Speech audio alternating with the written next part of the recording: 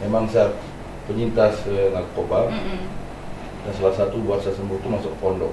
Saya ambil langkah selanjutnya ya saya jualan. Jualan apa? Jualan narkoba.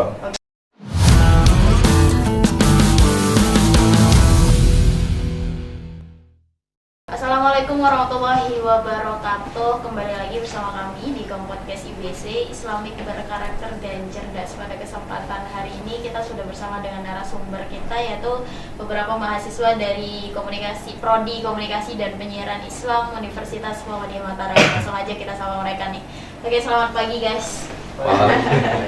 Ini masih kaku banget karena masih pagi dan tumben banget ya. Jadi kita bakal kenalan dulu nih sama mereka dan cerita-cerita nanti terkait bagaimana nanti kesehatan mental di generasi muda saat ini gitu. Oke, langsung aja nih kita kenalan sama narasumber kita dari paling ujung dulu deh. Siapa namanya? Nama saya Akil Al-Munawar. Akil ya? Iya, Akil Biasa Al-Munawar. dipanggil Akil. Akil.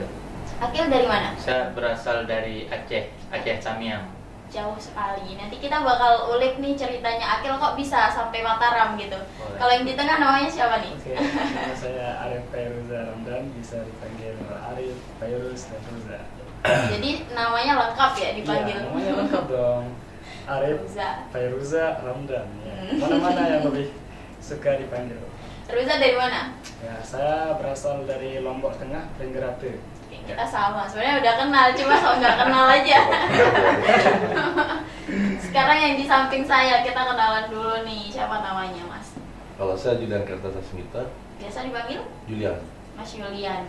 Dan berasal dari mana Mas Yulian? Saya di Mataram. Mataram. Saya di Mataram. Oke, dengar-dengar Mas Yulian di beberapa sekarang kan jadi mahasiswa nih ya di Prodi KPI semester 2.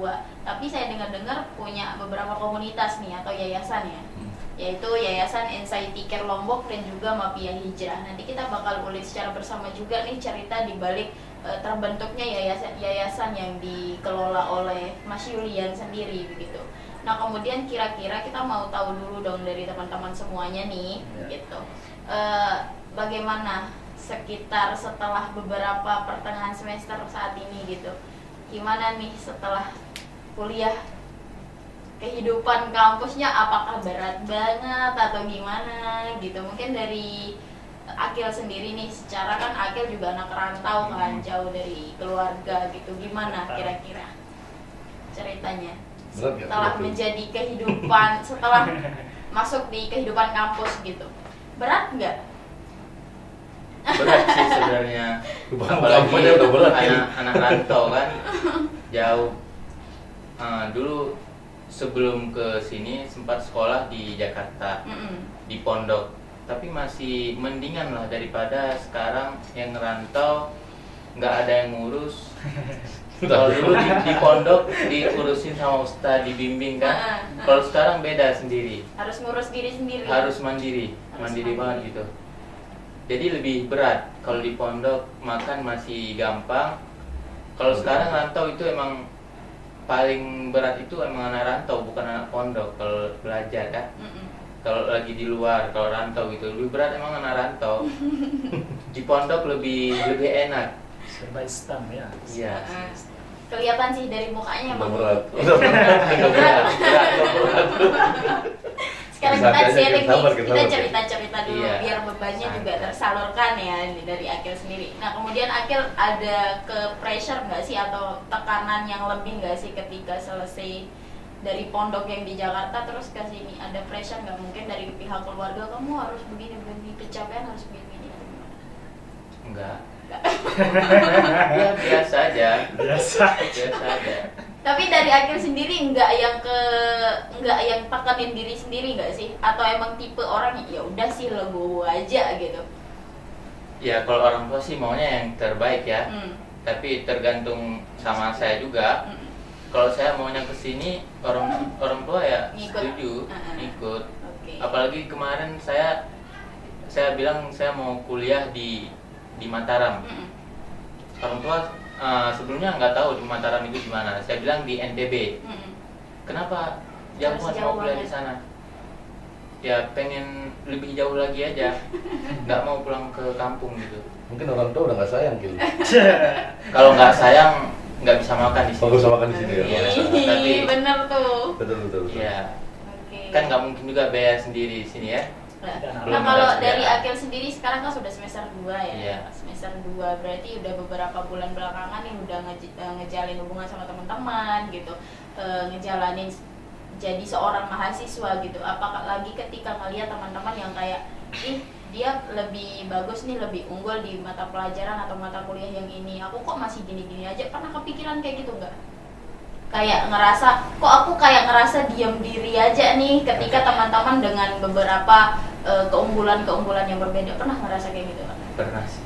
Terus dari Akil sendiri gimana tanggapannya dalam hal itu? Ya. Apakah memaksakan diri juga harus mengikuti teman atau kayak ya udah mereka emang unggulnya di sana, aku beda gitu? Nggak memaksain itu, takut kepikiran gitu kan. Jadi biasa-biasa aja. Mereka biar urusan sendiri, saya sendiri gitu. Ya, Sebentar dulu, sebentar. Ada tisu nggak, Mbak? Kayaknya Menangis ya? menangis si Akil ini. Akil menangis sambil dia. Akan menangis.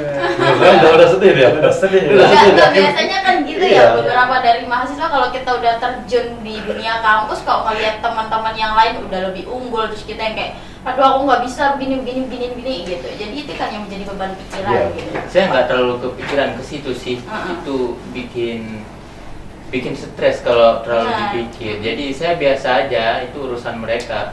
Apalagi jadi anak kan- rantau, yang asam jadi lambung tuh, iya. penyakit anak rantau. Kalau dari Ruza deh, kita bagi cerita sama Ruza dulu nih. Kebetulan si Ruza kan juga jadi ustaz ya. Jadi Ustaz. ustaz Siapa di nih pondok. ustaz di pondok ini? Nah, coba ceritain dulu aja pengalamannya Ngomongnya apa dulu nih? yang di kehidupan kampus sama kayak Akil tadi, gimana setelah di semester 2 ini. Ya, pengalaman saya di kampus. Suaranya lebih gede Ya, lagi. sebetulnya saya tidak mau kuliah ya, teman-teman. Sebetulnya saya tinggal di pondok. Oh, Tinggal di tinggal pondok. langsung. Jadinya setelah pikir panjang gitu, saya kok diam aja gitu di pondok, ngajar, selesai ngajar tidur gitu. Nah, dan sampai saya kepikiran begini, apa itu? Saya kuliah aja, tapi kuliah di mana? Kalau di UIN banyak teman saya gitu. Kalau di UIN terlalu banyak alumni Nurul Hakim itu. Jadinya saya nggak mau ke Nurul Hakim, ke UIN. Banyak teman Banyak ya di teman sana. gitu. Saya pengen menemukan teman yang baru gitu. Nah, jadinya saya setelah pikir-pikir ke Unram nggak cocok untuk diri saya bilang. Terus setelah pikir-pikir umat lah yang kecentol, yang ya ahlul kalam. Langsung Terus? pikiran ke umat. Nah, mikir lagi ke umat, saya ambil jurusan apa ya? Saya bilang. Saya tanya kepada kakak saya yang bertugas di sini juga. Kalau kita ke umat ada jurusan apa aja di sana? Saya bilang. Terus saya disebut jurusan ini, dan sampai akhirnya saya menemukan KPI. Dan KPI ini saya tidak tahu.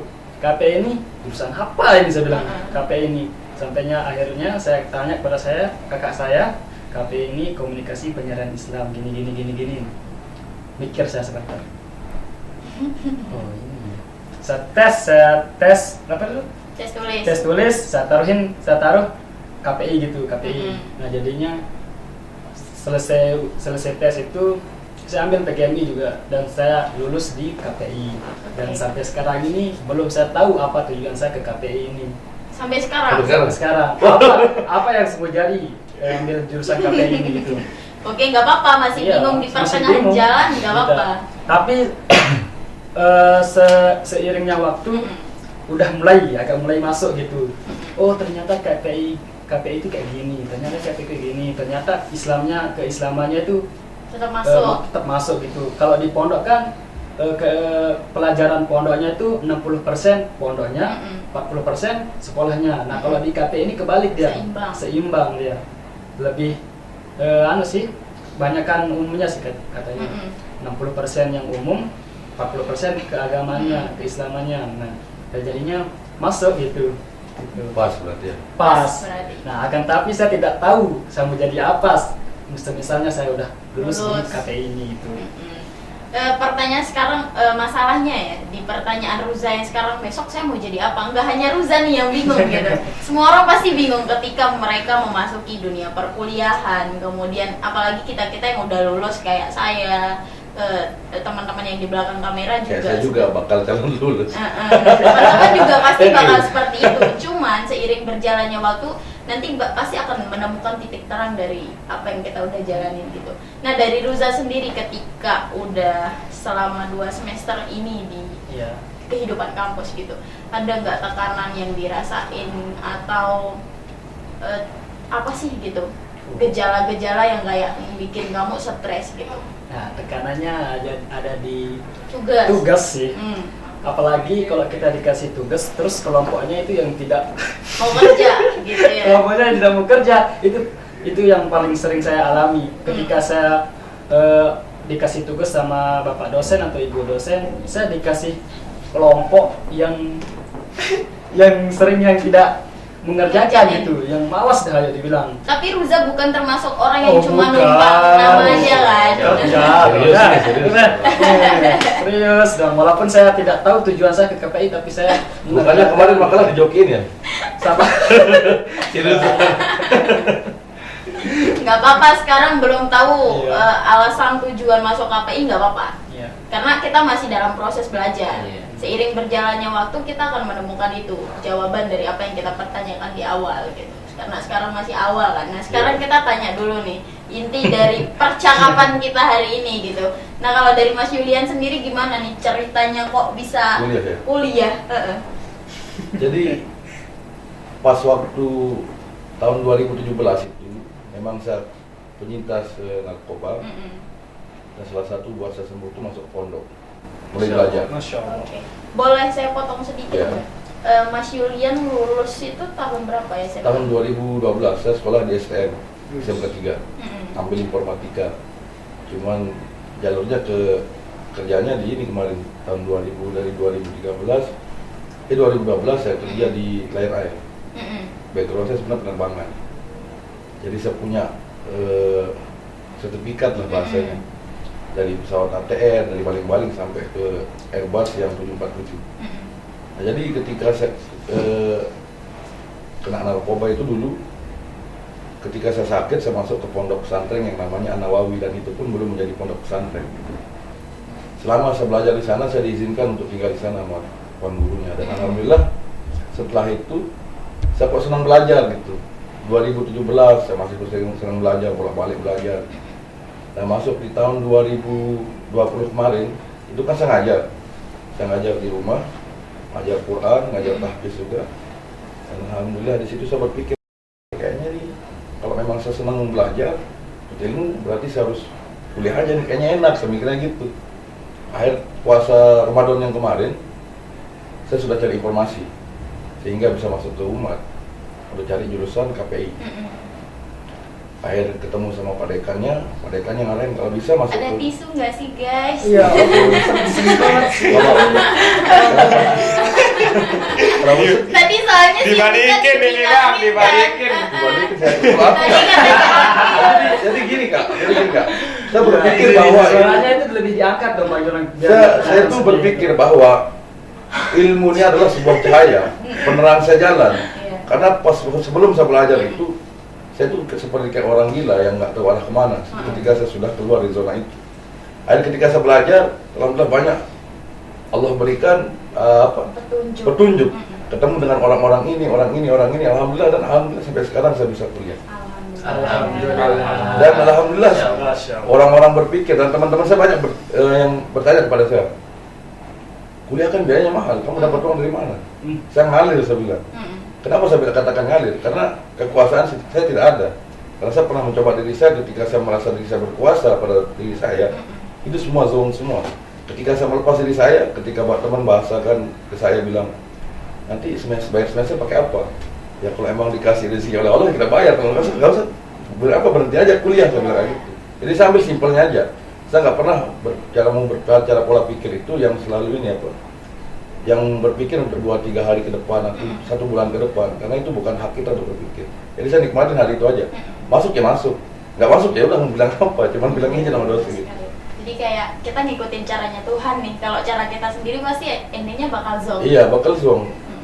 Dan alhamdulillah ketika saya masuk kuliah ke sini, ya namanya saya lulusan SMA tahun 2012, jadi ini teman-temannya teman-teman yang teman-teman masih ini ya masih iya masih kecil-kecil. aku dari situ juga. Dulu angkatan saya bang umurnya 60 tahun. Lebih Iya, tua ada. dari abang. Abang masih muda. No, semudah sih. Muda. Iya. Ada apa namanya wisudawan tertua itu dari KPI 60 tahun ke lebih. atas. Ya. Aki-aki ya. Iya. Orang KRU lagi bolak-balik sih. Oh, mau Itu dibahas juga, itu, Bos. enggak sih, dari sebelum Kak Julian juga ada lulusan KPI Uma juga namanya Ustadz Muja, tahu kan? Ah itu teman saya. Nah, ya yang diceritakan itu dah temannya juga lebih tua Tua dari itu. dari itu. Iya. Cuman saya berpikir di situ ketika saya masuk saya lihat, ini kok anak-anak kok ini jauh sekali umur sama saya lihat pas begitu masuk kelas pertama ada namanya Sarip. Apakah dikira dosen dulu pertama masuk Iya. kelas? Saya pernah pas waktu baru masuk kelas, ada saya berdiri di depan ini apa depan. Tangga. Ada saya itu bang, ada saya itu. Iya, iya. Ada tanyain sama Pak dosen. Oh iya, langsung Pak dosen nanya, kamu dosen ya? Iya Pak, saya bilang. Oh, langsung karena saya nggak tahu waktu itu. Emang saya salah, cuma kalau saya bilang mahasiswa kan pasti dimarah. Benar-benar. Akhirnya saya bilang saya dosen, saya bilang. Akhirnya dosennya turun sama beliau. Akhirnya Sekarang ketahuan nih guys. Akhirnya setelah, Oknumnya. jadi ketika saya masuk ke ruangan saya lihat teman-teman saya ini, oke. Oke. Kalau saya mengandalkan ego nggak mungkin. Saya harus mengikuti naluri mereka. Dari sini juga letak positif saya bakalan bisa memberikan teman-teman ini motivasi juga dari saya. Maksudnya apa? Saya yang sudah berumur seperti ini pun masih mau belajar. Berapa sih umurnya Saya sekarang? 28. Oh, Masih muda. Enggak, maksudnya kalau dari teman-teman kan. Kalau dari Masih teman. muda. Kakak umurnya berapa? Udah satu. Dua. Ya bedanya 27 ya. 7 tahun ya bedanya. Berapa? Ya, tapi masih muda 28. banget lah. Seumuran saya. Masih muda kita. Pikir lebih tua, perempuan. Kirain 38 gitu. Enggak. 28 saya. Yang lebih Akhir kecilnya. di situ saya sengaja tarik teman-teman yang di kelas itu supaya mereka ini tidak kenal yang namanya pergaulan Hal-hal narkoba, yang- ya hal-hal negatif. Jadi saya tarik ajak main ke sekretariat, ajak main komunitas, kumpul dengan teman-teman. Jadi si Sarip ini pun teman saya ini, makanya saya sampai sekarang si Sarip ini kan lagi off dia kuliahnya. Saya ingin cari tahu di mana rumahnya si Sarip ini. Saya ingin ketemu sama dia. Kalau memang masalah terkendala masalah biaya atau apa, mungkin saya bisa backup dia, saya mikirnya gitu. Tapi sampai sekarang saya nggak ada komunikasi lagi sama dia. Oke, kita bakal ulik sedikit, boleh nggak kita flashback ke masa-masa di mana Mas Yulian ya, masih ketergantungan. Itu kita boleh tahu nggak sih, sharing cerita dikit mungkin dari pengalaman Mas Yulian bisa memotivasi teman-teman yang lain nanti yang nonton gitu. Apakah dulu apa sih yang ngebikin Mas Yulian bisa masuk Dalam hal itu. hal itu gitu? Apa yang bikin ke-trigger gitu? Apakah mungkin dari lingkungan, keluarga atau bagaimana? Jadi di lingkungan saya itu Kak, satu lingkungan saya di salah satu kampung, bukan yang di tempat saya tinggal sekarang. Di salah satu kampung itu semuanya peminum semua. Kampung saya ini peminum semua. Saya tidak pernah diajarkan minum, tidak pernah. Dari masa SMP saya sudah kenal minuman. Saya sudah kenal yang namanya ganja. Jadi ketika saya melihat orang-orang di sekeliling saya itu, mereka semua itu di pinggir-pinggir jalan, pinggir-pinggir gang itu sudah pada minum. Jadi kita yang awam ini mau nggak mau penasaran dong. Iya. Gimana sih rasanya minuman ini? Kok enak-enak aja orang minum ketawa-ketawa, mikirnya gitu kan. Akhirnya saya coba, air begitu nyoba pertama muntah. Nah ketika itu sudah terbiasa, pas waktu SMA, sampai-sampai di SMA saya kelas 3, itu saya tidak pernah masuk dalam 3 bulan. Tidak pernah masuk sekolah. Sekolahnya mengkol, kita orang jual minuman. Mengkol saya minum, mabuk pulang, siangnya udah mabuk pulang. Seperti itu terus, seperti itu sampai ketika saya ketika pas lulusan itu orang tua sampai nangis-nangis di rumah. Kamu berhenti sekolah sudah, kata orang tua saya. Kenapa mak? Saya bilang, udah orang saya masuk siang, saya bilang kayak gitu. Udah berhenti sekolah nak, gurumu sudah izinkan kalau kamu berhenti sekolah, katanya. Serius mak, saya bilang. Kita masuk ke dalam kamar sih. Yes. Saya lihat surat di atas TV. Begitu saya buka suratnya, waduh, pemanggilan orang tua 3 kali belum pecat ini. Akhirnya orang tua udah berhenti kamu sekolah, ditutupin saya pintu sama orang tua. Akhirnya setelah itu dan didikan orang tua saya juga keras kan. Didikan orang tua saya ini kan ini apa, polisi hutan. Jadi orangnya tuh seperti militer gitu. Ketika saya dibangunkan subuh, pakai bedil aja saya dibangunkan. Serius nih, gitu. Kita dari Otoriter sekali ya. betul. Setiap bangun subuh tuh saya pengen dibangunkan kayak orang itu, diketok pintu ya anak bangun sholat dulu. Gak pernah gitu. saya dalam kondisi masih mabuk, dibangunin susah kan? Buat apa senjata api itu udah di paha saya tepatnya gitu. Kalau kau nggak bangun, bapak tembak nih katanya. Itu caranya orang tua saya dulu, saya bangun, hanya cium muka, tidur lagi. Udah sholat sudah, saya bilang tidur lagi. Akhirnya selama pas waktu selesai sekolah di tahun 2012 saya lulus, itu saya tuh pengen bekerja untuk mendapatkan narkoba ini. Itu baru-baru ngetrennya, pas zaman saya itu baru-baru ngetren yang namanya sabu, ekstasi itu baru-baru ngetren. Kalau lu nggak make, nggak keren kata bahasa dulunya. Akhir ketika saya pakai sabu-sabu ini, itu saya belinya 100.000, 75 dulu saya dapat beli, 75.000. Akhir setelah itu saya berpikir kalau saya beli terus-terusan beli, mungkin ini ya saya bisa akan ngambil barang orang, saya pikirnya gitu kan. Karena ini barang mahal yang nih, nggak bisa beli. Coba logikanya kan orang kerjanya dapat 100.000 itu sudah wow udah satu hari. Gaji orang 3 juta per bulan kan sudah wow. Kita ini orang-orang narkoba ini ngabisin uang sampai 500.000 per hari. Kalau logikanya di mana mereka tidak kerja? Jadi saya berpikir di situ. Sekarang kalau saya terus-terusan make, saya dapat uang dari mana? Ntar jangan-jangan nanti saya nyolong. Jangan-jangan saya ambil punya orang. Kalau kita ambil punya orang terus resikonya enggak dipukul atau ditangkap kan enak. Ini kalau di masa gimana? Itu saya berpikir kan. Akhirnya saya ambil langkah selanjutnya ya saya jualan. Jualan apa? Jualan narkoba. Oke. Oke, jokes. Tak kirain ini jokes. Saya jualan di situ. Jualan narkoba. Jangan saya di kurirnya. Dan saya dulu di tahun 2000 berapa ya? 2012 itu saya sudah pernah yang namanya sebar narkoba via kurir. Iya, kurir bandar narkoba. Cuman ada bandarnya dulu. Sekarang alhamdulillah sudah pada insaf semua. Alhamdulillah. Akhir di situ saya kerjanya jadi kurir. Kurirnya tuh untuk melepas barang ya, kurir narkoba. Kurir narkoba guys. Ini bukan kurir ini. Bukan kurir GNT. Kacau. Jadi saya pernah ketemu dengan salah satu kurir dari salah satu yang pengirim-kiriman barang. Oh. Saya pernah ajak ketemu di kuburan ada salah satu tempat di saya di kuburan. Ketika saya masuk di sana, Bang, rumahnya di mana Bang? Ini kuburan katanya. Ini rumah saya di belakang kuburan, saya bilang. Padahal nggak ada rumah di sana Itu saya dibawain sabu itu 2 kilo. Itu dipak pakai dipak pakai printer. Printer itu mesinnya udah nggak ada, cuma isinya itu ya printernya dalamnya di ini ya. Iya, dalamnya ditaruh itu. Taruh sabu. Akhir printernya saya buang, sabunya bawa pulang. Nah, sudah beberapa lama itu tuh saya tetap setiap hari itu ngorder 50 gram, ada yang ngorder 70 gram. Dan itu pun saya tidak tahu salah satu orang yang saya antarkan itu keluarga Ketika istrinya meninggal saya sampai sana, kayaknya saya kenal orang ini, pernah saya ketika dia melihat saya langsung dirangkul saya. Bos katanya, kok saya dipanggil bos sama orang ini sampai gitu. Ada barang nggak katanya, barang apa? Saya bilang saya nggak pernah main kayak gitu. Kamu yang sering antarkan saya katanya. Terakhir kamu kemarin ambil uang sama saya kan 30 juta katanya. Buset nih orang ini kayaknya keluarga ini. Akhirnya saya tanya siapa yang menilai istri saya katanya. Ketika saya naik ke rumah, di atas rumahnya itu di lantai 2, orang meninggal dunia di bawah. Itu semuanya di atas lantai 2 itu orang pada spesial narkoba. Logikanya udah nggak kepake orang-orang narkoba ini Kak. Jahat sekali logikanya. Akhir ketika itu, dan beliau juga udah meninggal orang ini. Udah meninggal juga, mudah-mudahan selamat dalam kubur kan. Ini hanya motivasi aja buat teman-teman kan. Nah setelah saya di tahun 2013 itu saya digerebek. Pernah digerebek BNN, Maka 9 di rumah bos saya, di rumah bandar saya. Digerebek sama Maka 9 sama BNN.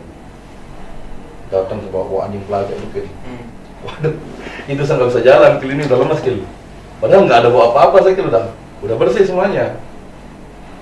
Ini lemas Dari situ saya berpikir kalau gini mati orang tua saya tahu langsung saya dipanggil sama orang tua, daripada orang yang tembak kamu, saya yang tembak kamu katanya. Bapak saya sendiri ngomong kayak gitu Akhir lari saya ke Bali.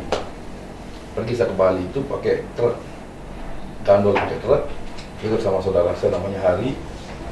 Alhamdulillah ketika sampai Bali, saya turun aja di Denpasar kata saya. Terus kamu di sini sama siapa? Ikut aja ke Surabaya katanya. Wah nggak mau, saya mau turun di sini aja. Turun di Denpasar, saya telepon teman-teman saya yang lama, teman-teman bermain yang di Bali, jalur-jalur Bali ini kan ada. Dijemput saya di Denpasar sama teman tuh. Bro, saya pengen tinggal di sini, cuma saya nggak mau main, saya bilang. Udah berarti saya mau hijrah, saya bilang. Hijrah maksudnya bukan hijrah ibadah kepada Allah, hanya hijrah pindah tempat aja saya waktu itu.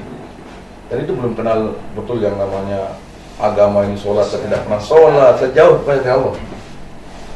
Akhirnya setelah itu saya ketemu sama temen ini, saya tinggal sama dia beberapa bulan di Bali.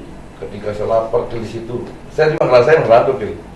Ketika saya lapar di sana, saya cari warung-warung lalapan. Bu, boleh nggak saya bantu? Saya bilang, bantu apa nak katanya? Saya bantu cuci piring kayak apa, kayak saya bilang bersih-bersihin meja. Saya cuma nggak mau uang, saya mau makan, saya bilang. Oh kalau mau makan sini katanya, makan aja di sini. Akhir sampai sekarang saya masih ingat ibu itu.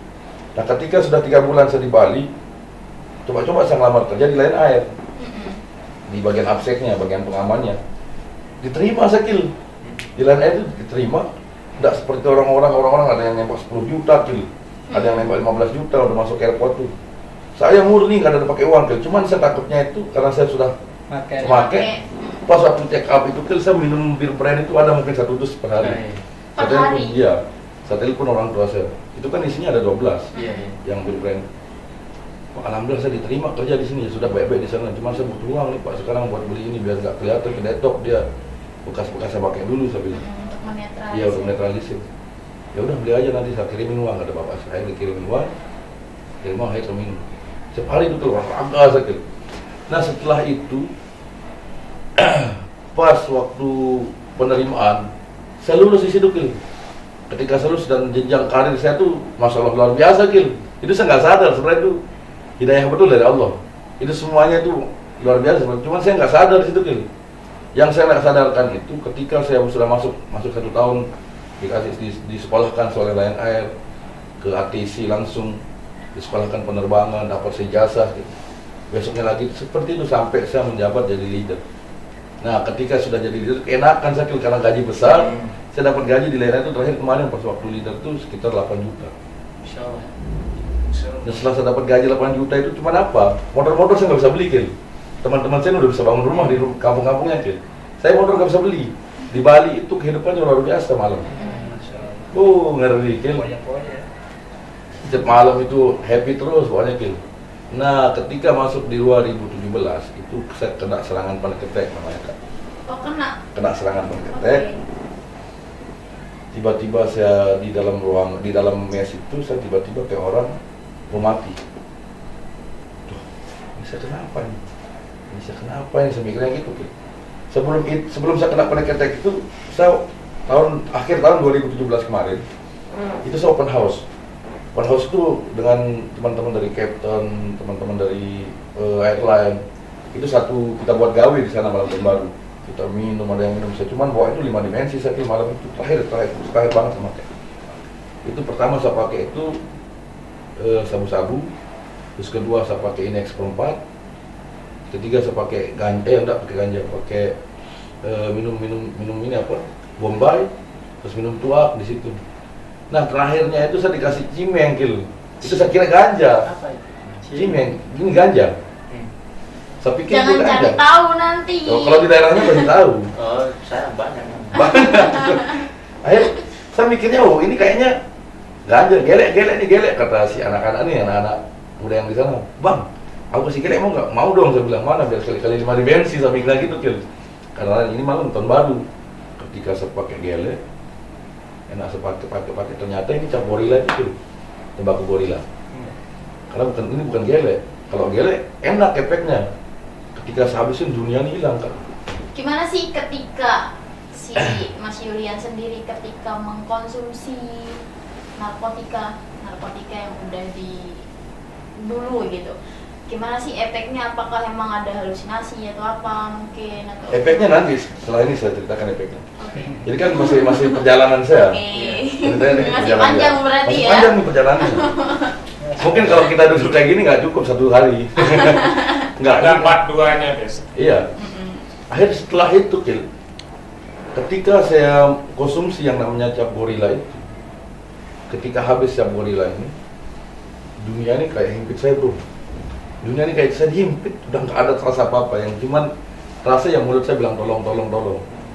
Itu sudah nggak kelihatan, mata saya sudah ngeblur, udah kayak gerimis, TV yang gerimis itu.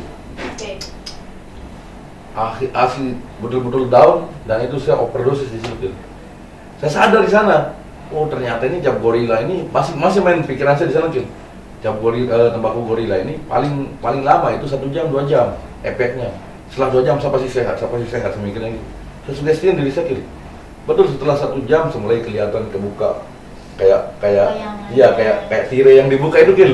Udah mulai kebuka terang kelihatan tembok. Saya lihat kiri kanan, begitu saya lihat kiri kanan saya di sana banyak kelapa, di sebelah kiri ini banyak bilbrand. Saya panggil PSL, saya kenapa? Saya bilang, kamu ini tolong aja, kamu bilang tolong mau mati.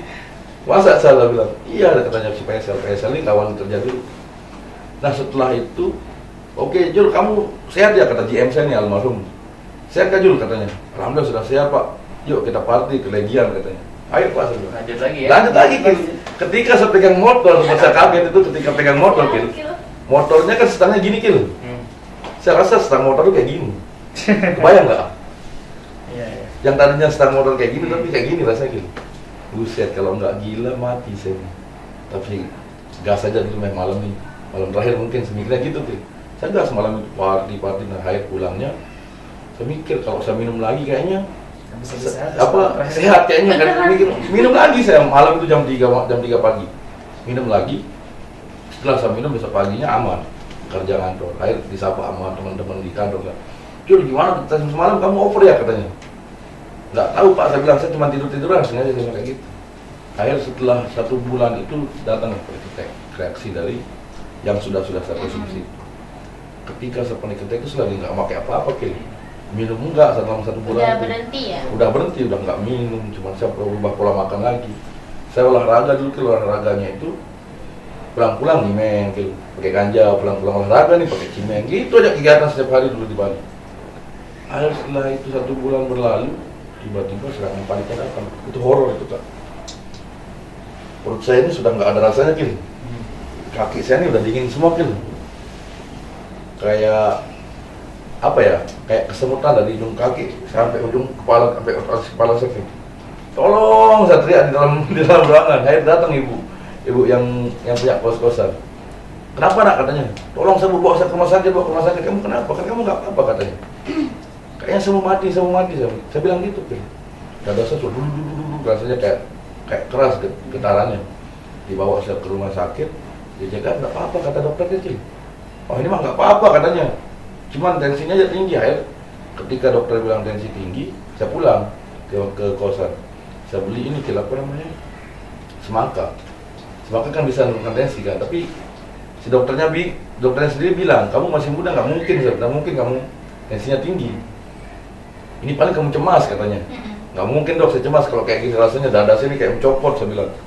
Akhirnya setelah itu saya makan semangka, saya habisin semangka itu Kil. Karena saya merasakan nanti malam kan mau kerja, makan semangka habisin.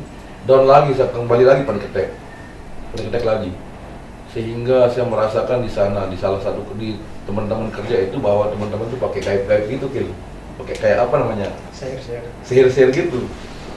Saya bilang sama teman-teman, saya tidak pernah masuk kerja selama 3 bulan tidak kerja. Tapi nggak resign? Sebelum resign tidak pernah masuk kerja. Ketika saya kerja down gitu seperti itu Kil. Nah sampai saya katakan semua teman-teman saya, kalian ini kurang ajar semua kalau kalian berani dengan saya, jangan main belakang, saya bilang. Kalau kalian berani dengan saya, jangan main belakang. Ayo di depan saya ngomong, jangan main belakang. Maksudnya main belakang kayak saya pikirnya gitu, kena guna-guna. Padahal ini adalah kena mental, kesehatan mental saya udah down di situ. Akhirnya setelah itu teman-teman saya bilang, tidak ada yang kurang ajar sama kamu dulu. Orang teman-teman baik semua sama kamu. Saya nggak senang jalannya kalau kalian tuh pakai sihir-sihir kayak gini, saya bilang gitu. Sampai saya tanya gitu. Akhir saya bolak-balik ke Lombok, Bali itu seminggu 2 kali gitu. Bolak-balik Bali, Lombok seminggu 2 kali. Saya pergi berobat ke dukun, habis dukun saya pergi berobat nggak mempan. Pergi saya ke rumah sakit, nggak mempan juga gitu. Pergilah saya ke rumah sakit jiwa. Karena bahasa dokter ini harus kamu ke psikiater katanya. Pergi ke rumah sakit jiwa. Saya punya kartu kuning kok. Akhirnya setelah saya masuk rumah sakit jiwa, saya nggak pernah lihat orang Kin. Saya bilang sama cewek saya, bantuin saya dulu dong, saya bilang. Saya nggak pernah lihat orang nih sebenarnya. Saya sembunyi di belakangnya Kak. Begini badan besar tapi nggak pernah lihat orang. Ketika saya dilihat semua orang, saya takut Kin. Akhirnya dikasihlah obat oleh psikiater, obatnya alfazolam, ada dumolid, dan obat-obat keras lainnya. Akhirnya saya bilang gini sama dokternya, mohon maaf nih dok, saya bilang, saya nggak mau minum obat ini, saya bayar obat ini tapi saya nggak mau minum. Yo, kenapa kamu nggak mau minum? Kamu nggak mau sehat katanya. Sebelum saya sakit ini obat ini saya bisa konsumsi dok, saya bilang. Yang 3 obat ini sudah saya konsumsi semua. Saya bilang ini malahan setiap hari, malah saya pakai ngopi obat ini. Saya bilang, pantas aja kamu kayak gini kata dokternya. Terus kondisinya gimana dok? Kalau kamu nggak minum obat ini kamu nggak bisa sembuh katanya. Akhir saya cut obat itu memang betul nggak minum obat, baru saya masuk ke pondok. Dari situ saya mulai belajar, masuk ke pondok pesantren. Dan itu pun proses saya di pondok itu sekarang saya duduk belajar, oke. Di posisi saya belajar itu terasa saya nggak ada di situ. Kayak hati dengan pikiran saya hilang gitu. Tapi jasad saya di situ gitu. Tapi gitu. Hayalan saya, sugesti saya itu di luar jangkauan gitu. Kayak nggak nyambung gitu. Makanya dulu tuan guru ada namanya Ustaz Salwi. Beliau salah satu guru saya. The best lah beliau ini. Katakan orang the best. Kenapa? Karena beliau ini salah satu guru saya ini ibarat orang tua yang bimbing saya dari nol itu gitu. Ini habis dipukul, punggung saya ini habis dipukul sama dia. Ketika saya belajar dipukul, ketika saya belajar dipukul terus supaya lebih fokus gitu maksudnya dia kan. Bisa belajar. Akhirnya setelah itu saya belajar selama 1 tahun, dapatlah saya hafalan, mulai merojaah. Saya mau balik ke rumah kan saya bilang gitu. Ngapain kata? Saya pengen pulang lihat orang tua saya. Oh ya sudah nggak apa-apa. Cuman 2 hari ya, jangan pulang lama kata. 2 hari aja. Ya. Ketika saya pulang ketemu sama teman-teman lama Kin. Ngomong lagi. Woi pulang, ini katanya yuk kita ke utara yuk katanya. Utara itu di Lilir maksudnya Kin. Kita ke utara katanya. Mau diajak itu lagi? Iya, ya udah ayo saya bilang. Enggak. Ya udah ayo saya bilang gitu. Padahal itu udah 2 tahun saya jaga diri saya dulu ya. Akhirnya pergi ke utara, minum gitu. Saya bilang dari minum. Nah selama 2 hari saya nggak pernah pulang Kin. Guru saya ini ngerespon hatinya, dicarilah saya ke utara. Dia cari itu saya di mana, dikasih tahu sama salah satu orang rumah bahwa saya di utara di hari ketiga. Datang guru saya ini, Assalamualaikum kata beliau. Waalaikumsalam saya bilang, ayo pulang katanya. Gak apa-apa, habisin dah dulu kata saya. Kalau mau habisin aja dulu. Enggak tahu, saya balik aja saya bilang. Saya lepas botol minumannya, saya naik motornya, dibawa ke pondok. Dari pondok tuh saya diginiin terus, diajak duduk kayak gini. Nggak ngomong beliau ini. Diam kayak gini. Ini orang kenapa? Saya mikir gitu Kil. Kok nggak diajak ngomong sama guru saya nih? Tiba-tiba senangnya di situ sedih saya Kil.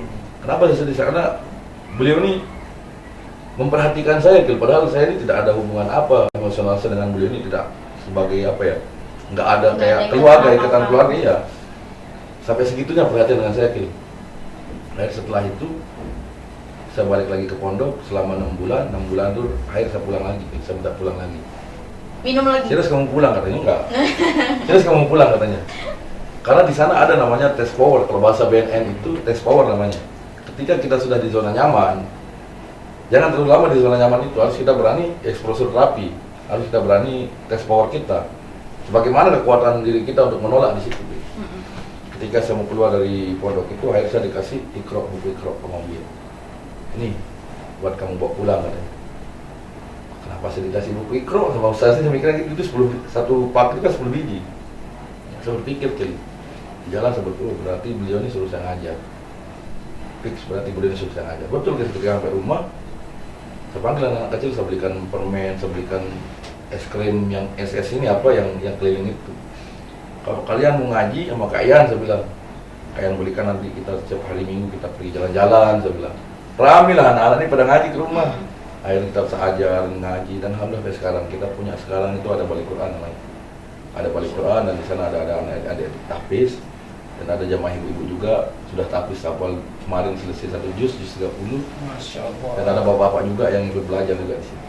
Nah disitulah motivasi saya untuk kuliah ini. Jadi saya lihat banyak orang yang saya pegang ntar omong kosong ntar merasa belajar di YouTube nih. Belajar ini belajar itu saya sampaikan ini nggak ada sambungan ilmunya. Jadi disitulah feeling saya untuk mau belajar ke Muhammadiyah. Dari situ Kak. dari panjangnya cerita tadi ya, poin utamanya sejauh apapun arah kita dulu, ternyata kita lupa menghadirkan Tuhan di jalan itu. Betul.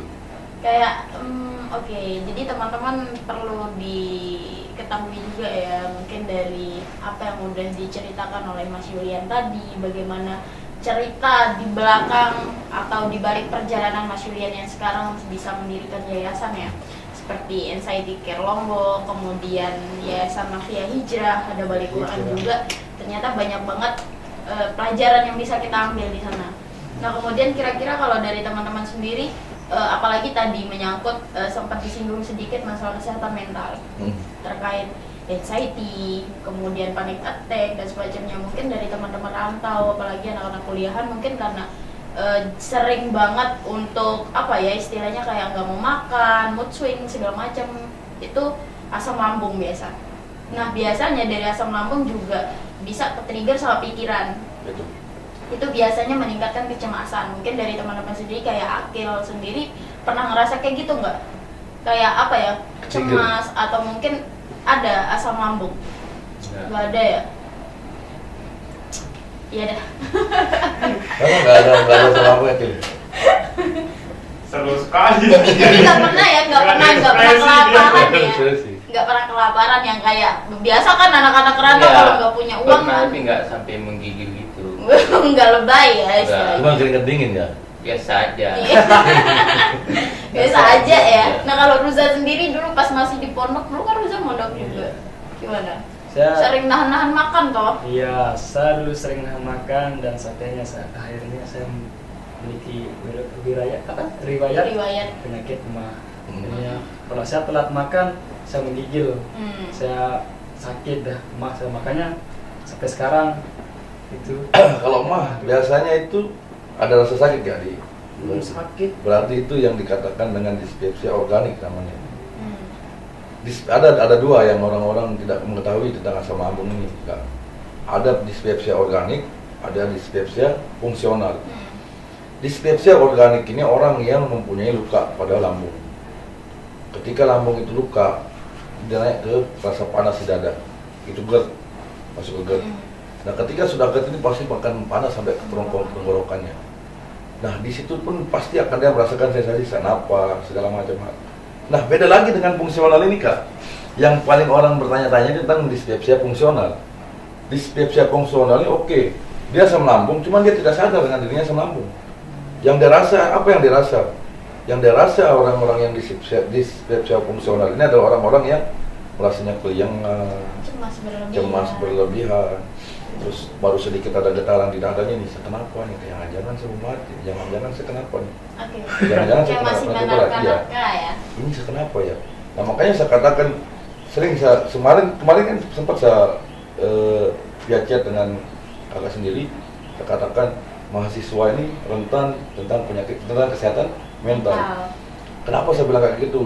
Udah makannya telat, udah makannya nggak teratur, ditambah lagi tugas yang banyak, pikiran yang banyak, akhir down itu yang menimbulkan terjadinya gas lambung itu naik. Maka kalau sudah gas lambung naik, terasa di badan kita di badan kita ini terasa sensasi yang tak pernah kita rasakan. Maka di situ pikiran kita akan merespon. Jangan-jangan nih kamu kena jantungan nih, jangan-jangan kamu kolesterol, jangan-jangan kamu ini itu segala macam. Sampai-sampai orang-orang yang pernah konsul takut mati, keluar rumah, keluar di sini mereka nggak berani. Dia lebih senang di zona nyaman. Dan ada juga orang yang kumat di dalam rumahnya sendiri. Iya. Ada orang yang kumat di dalam rumahnya sendiri. Kalau dari Mas Yulian sendiri sebagai orang yang sudah mengalami ya dari gejala-gejala kesehatan mental tadi, riwayat penyakit kecemasan berlebihan dan semacamnya, mungkin dari teman-teman yang lain banyak nih yang merasakan hal demikian, cuma mereka nggak berani cerita. Ya betul. Kadang ada yang nggak berani cerita karena takut dikira gila. Ya betul. Biasanya banyak kejadian seperti itu karena di lingkungan kita orang-orang yang kesehatan mental atau semacamnya itu ya udah mereka dikiranya gila atau semacamnya. Saya dulu pas waktu kena itu, Kak, karena ini kan faktor memang betul kalau saya pribadi asam lambung saya ini faktor dari narkoba tadi. Oh, narkoba. Ya karena kalau kita kena narkoba itu kita biasa nggak makan. Udah kenyang gitu ya? Bukan udah kenyang, nggak ada nafsu makan, nafsunya nggak ada. Oke. Kalau lapar ya lapar sebenarnya, cuma nafsu makan nggak ada yang lebih enak, itu minum air aja, minum air putih. Air, saya habis kena narkoba terus minum air putih banyak atau saya minum minuman yang nggak jelas. Di situ ketika sudah berhenti itu baru terasa. Setelah beberapa tahun baru saya kena yang namanya asam lambung. Nah, jadi saya pernah juga berpikir di fase itu Kak, ketika saya kena asam lambung terus rasa takut berlebihan. Ini adalah aib yang saya rasakan. Iya. Jadi saya tuh nggak mau cerita ke orang yang tidak paham atau orang yang paham pun saya tidak mau cerita. Karena inilah saya merasakan itu aib. Sebenarnya itu bukan. Ini harus disembuhkan, harus dipulihkan. Karena kenapa? Karena orang-orang yang merasakan banyak beban yang dijadikan aib pada dirinya itu dia harus mengeluarkan sebenarnya. Dia harus cerita. Nah, begitupun dengan kita, makanya ada psikolog. Psikolog itu tugasnya apa? Hanya menampung sampah beliau. Makanya kita kalau konsultasi dengan psikolog itu kenapa bayar mahal? Karena kita bawa sampah untuk memberikan sampah kepada teman kita konsulir, psikolog sendiri. Kalau psikiater kan ngasih obat. Akhir di situ alhamdulillah kita terbentuklah dengan Yayasan Anxiety Care Indonesia. Dan itu pun saya di tahun 2000 berapa sih namanya kemarin? 2019. Itu saya dari kumatnya dari 2017. Bayangkan 2 tahun saya kayak orang gila. Linglung. Jalan ke sini takut, ketemu orang takut, ketemu ini takut, belum saya bayar utang, belum ada pakai bayar utang. Saya takut ketemu orang.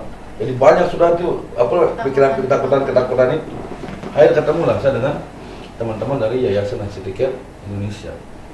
Diizinkan sama ada namanya salah satu foundernya itu beliau namanya orang Bali. Beli, saya tuh pingin banget ikut Zoom ya online dengan teman-teman Yayasan, ketemu Bang Erik sebenarnya. Erik Ibowo ini salah satu pendiri sekaligus pembina di Yayasan Anxiety Care Indonesia.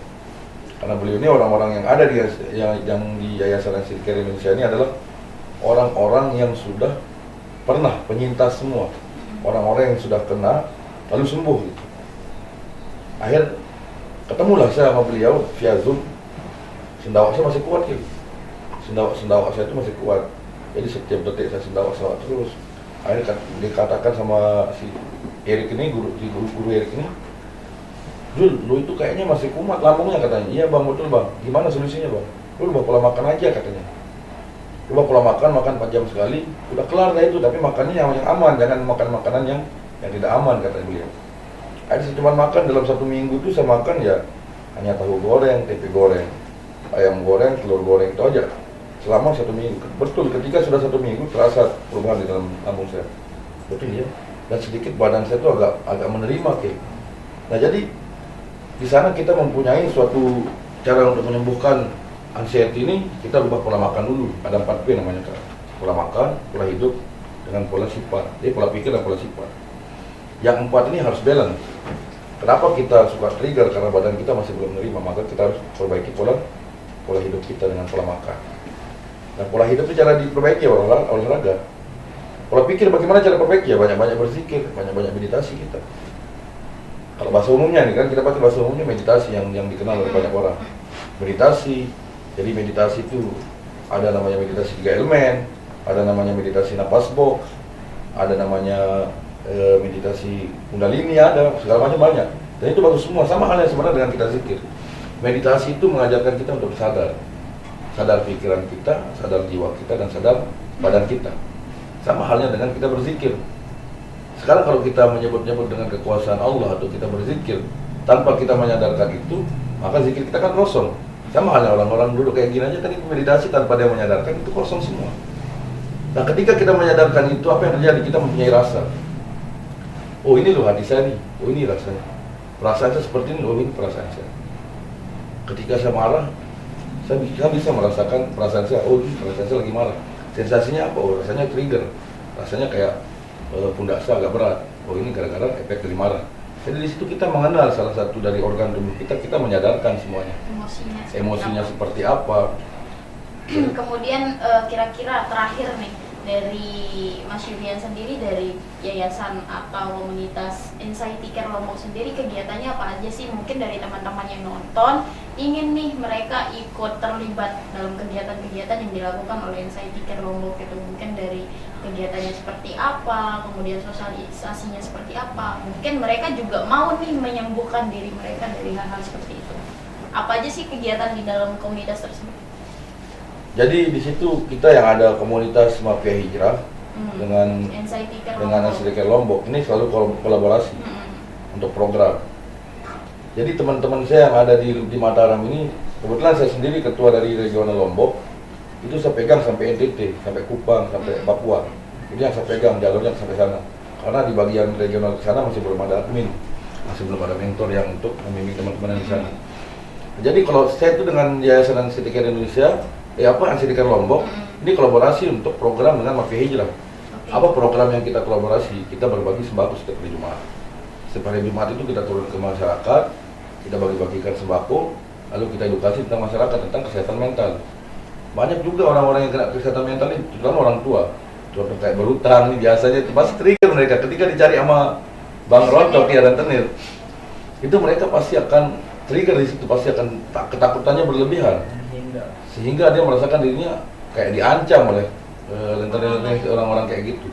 Akhirnya saya inisiatif dengan teman-teman Mafia Hijrah, bagaimana caranya kita menciptakan sebuah anggaran untuk kita bantu masyarakat ini, untuk kita memberdayakan mereka untuk modal usaha. Saya bilang, kira-kira gimana? Oke, kita mulai dari nol katanya teman-teman. Akhirnya saya pernah lakukan adik-adik yang ngaji di Balai Quran ini, saya buatkan suatu celengan, lalu celengannya setiap hari itu dimasukin diisi sama mereka, ada 2.000, ada 1.000, ada 500, semua diceleng di sana. Tujuan saya uang itu untuk apa? Untuk saya kembalikan ke masyarakat umat. Contoh saya tanya adik-adik itu, ibu-ibu kalian ada yang mau kerja nggak? Ada yang jualan nggak? Saya bilang, ada ibu saya jualan tapi sekarang udah nggak jualan. Kenapa? Saya nggak tahu, kayaknya ibu saya malas karena padahal orang tuanya itu nggak ada modal untuk berusaha lagi. Panggil ibumu sini, saya bilang. Ini saya ada modal, digunakan dengan baik. Cuman ini harus diganti, saya bilang. Ini diganti, cuman ada 1 juta, saya bilang. Ini harus diganti. Cuman uang ini nggak boleh saya bawa. Apa kebutuhan situ yang sudah mau jual kita belikan. Dan itu juga adik-adik yang SMA, yang SMP, yang belajar itu yang suruh belanja. Jadi mereka juga di sana ada dapat income-nya dari pembelanjaan itu. Dan alhamdulillah itu program sudah berjalan. Jadi alhamdulillah sekarang di salah satu tempat saya itu udah sedikit yang masuk rentenir-rentenir yang kayak bang-bang rontok lah bahasanya di wilayah itu. Dan alhamdulillah sekarang orang-orang itu merasakan manfaat. Itu pun sebenarnya kan uangnya uang mereka, bukan uang saya yang menyumbangkan, bukan. Kita kembalikan lagi di sana sehingga orang-orang itu jadi manfaat lagi. Oke, kemudian apakah dari yayasan atau komunitas tersebut open recruitment atau emang gimana sih gitu? Kalau teman-teman yang kena gangguan mental, khususnya yang punya kecemasan atau anxiety, dia kalau menggabung dengan NCTK Lombok, dia harus ikut pelatihan dulu. Dia harus ikut pelatihan, apa pelatihannya? Pelatihan dengan mempelajari pola hidup, pola makan, 4P tadi ya, 4P tadi, pola pikir dengan pola sifat. Tujuannya apa? Sehingga nanti karena asam lambung dan kecemasan ini pasti akan relate kita. Pasti akan kita kena kumat lagi, nggak bakalan nggak. Kenapa saya bilang itu? Harus dia ikut. Ketika dia kumat, dia tahu cara menerapkan seperti apa. Makanya alhamdulillah dengan Yayasan NCTK Indonesia ini membuat salah satu program webinar, dan itu pun kalau kita mau cari uang itu mungkin mahal. Karena saya lihat dari program-program yang kayak ASQ itu yang dari hipnoterapi segala macam itu bayarnya mahal. Tapi kalau kita menyediakan itu murah, budget masyarakat itu pas. Kita mulai dari tahun 2000 berapa ya? Tahun 2020 itu dari 75.000. Terus sekarang itu sudah naik sampai harga 500.000 per 2 bulan. 2 bulan di backup, bukan dia bayar sekali langsung ditinggal, bukan. 2 bulan di backup sehingga dia sudah sembuh. Ketika dia sudah sembuh, lalu dia masuk ke regional masing-masing.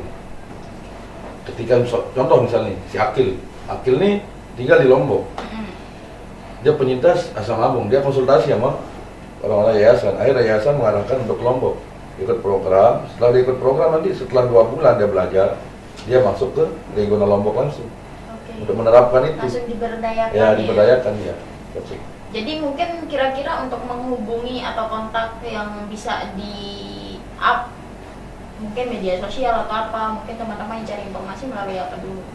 Instagram bisa, dari Instagram dari Instagramnya aktif juga. Bisa nanti kalau memang ada teman-teman yang mau DM dari Instagram atau ada yang DM ke linknya umat, bisa nanti saya kirimkan nomornya admin langsung yang dari pusat. Itu aja sih. Itu ya, mungkin dari teman-teman dari perbincangan kita yang panjang ini semoga ada manfaatnya ya guys. Iya, Ini banyak dua orang nih manfaatnya. udah rusak, kamu bosan banget rusak ngedengar kayaknya. Sedih saya. Sedih, tadi kenapa coba cerita? Terakhir deh Pengen cerita nangis sedih dah. apa tuh? Ya sedihnya pas Bang Julian itu Apa? perjalanan hidupnya itu sangat sengit kacau. ya. Kacau kan sekarang. bukan kacau. Maksudnya sebelumnya Kita itu sebenarnya mengalir. Kita ini sebenarnya kenapa kita buat diri kita cepat, manusia ini cepat stres kenapa? Coba kita pikirkan bro. Manusia ini cepat stres kenapa? Karena dia banyak keinginan bro. Si Akil. Banyak keinginan manusia ini. Ketika keinginan ini tidak tersampai maka dia Nah, pasti itu. bakalan Stres. Stres. Ya nggak boleh stres-stres Boleh stres, aja. harus nikmatin Belajar aja, iya. menerima. Terima aja. Jadi buat kita semua sih bukan hanya Ruza aja. Dari Buat kita sekarang kita semua, harus yes. belajar menerima apapun yang terjadi, mau itu di luar rencana kita. Ya udah, kita berusaha buat legowo gitu. Mungkin terakhir ya teman-teman, terima kasih banyak udah datang dan meluangkan waktunya di Kaum Podcast, dan teman-teman yang nonton semoga ada manfaat nih yang bisa kita ambil dari kisah inspiratif hari ini. Dan see you next video. Thank you for watching. Pokoknya jangan And lupa like, comment, subscribe. Kalau nggak subscribe, nggak keren. nggak keren. Botak ya. Buat Oke guys, terima kasih. Sampai jumpa di lain waktu. Assalamualaikum warahmatullahi wabarakatuh. Waalaikumsalam.